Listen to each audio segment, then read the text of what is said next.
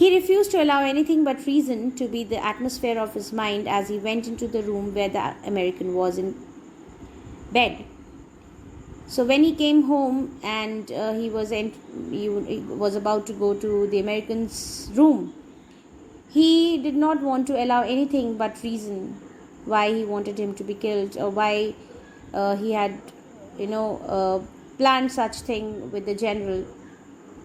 So he wanted to remain like that. He didn't want to get emotionally attached with the man or anything of that sort. But as he opened the door, to his surprise, he found the young man out of bed and preparing to go into the garden. But when he opened the door, he saw that the young man had got up to go out into the garden. He was up and about. "What is this?" he exclaimed. "Who gave you permission to leave your room?" He scolded him. "I'm not used to waiting for permission," Tom said gaily. Happily. He was happy. Happy because he was feeling good. Yeah, gosh, I feel pretty good again. He felt that he had become strong. He was feeling good. So he was happy. But will the muscles on this side always feel stiff? And then he asked Sadao about his problem of the muscles. He complained about some problem in the muscles. "Is it so?" Sadao inquired, surprised. He forgot all else. That moment, he forgot everything. The plan, killing the American man, how assassins would come and kill him, everything. He forgot everything. And he said, "Now I thought I had provided against that." He told him that he had given him medicine or maybe some kind of support for the muscles. He murmured.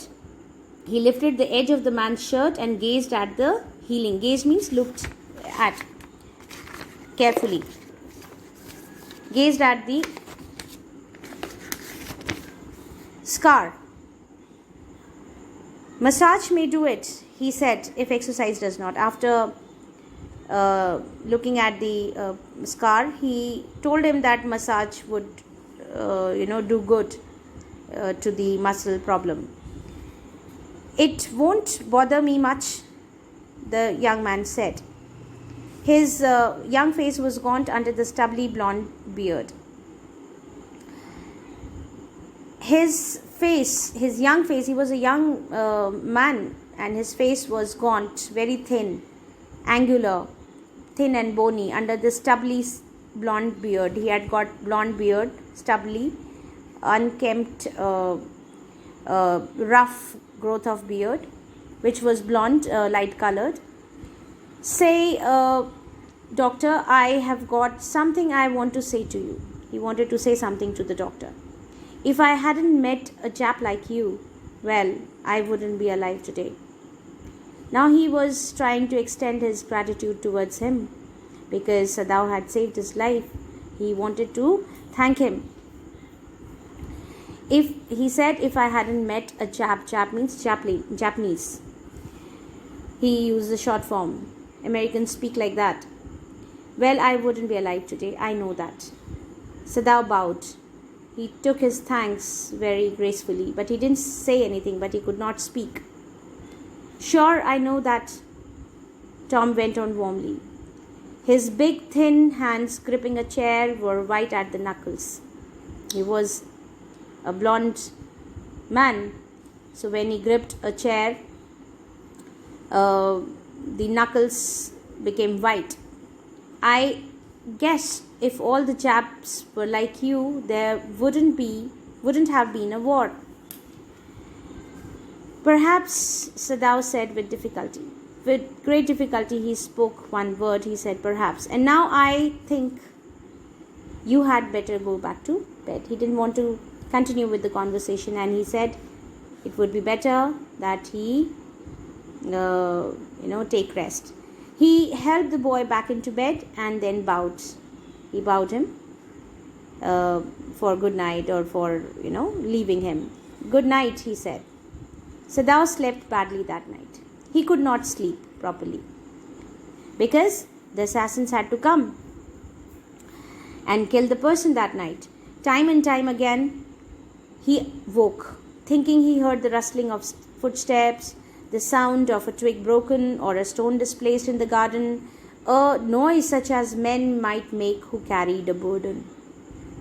So he was now imagining things whenever he heard rustling of footsteps. Rustling means soft sounds of footsteps outside, which he imagined.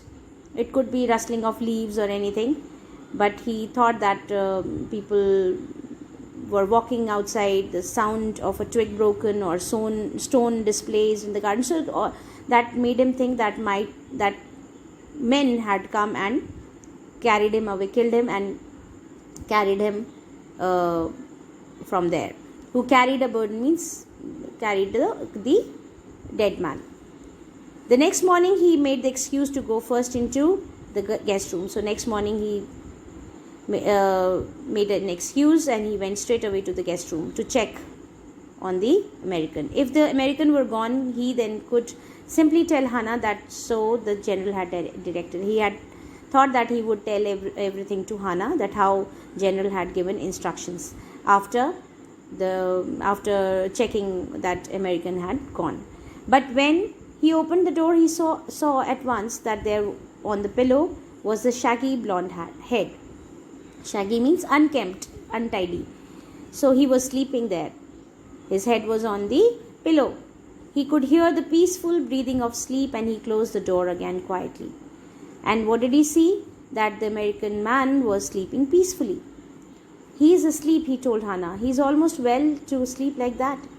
That was a sign that he was recovering well and had got strength and he was sleeping peacefully. So as a doctor he could sense that he was doing well. What shall we do with him? Hannah whispered her old refrain. Old refrain here means same concern. Again she asked, what shall we do with him? What to be done with that American man? Sadao shook his head. I must decide in a day or two, he promised. He promised her that he would do something about it in a day or two. He didn't tell her anything about the planning which General had made with him.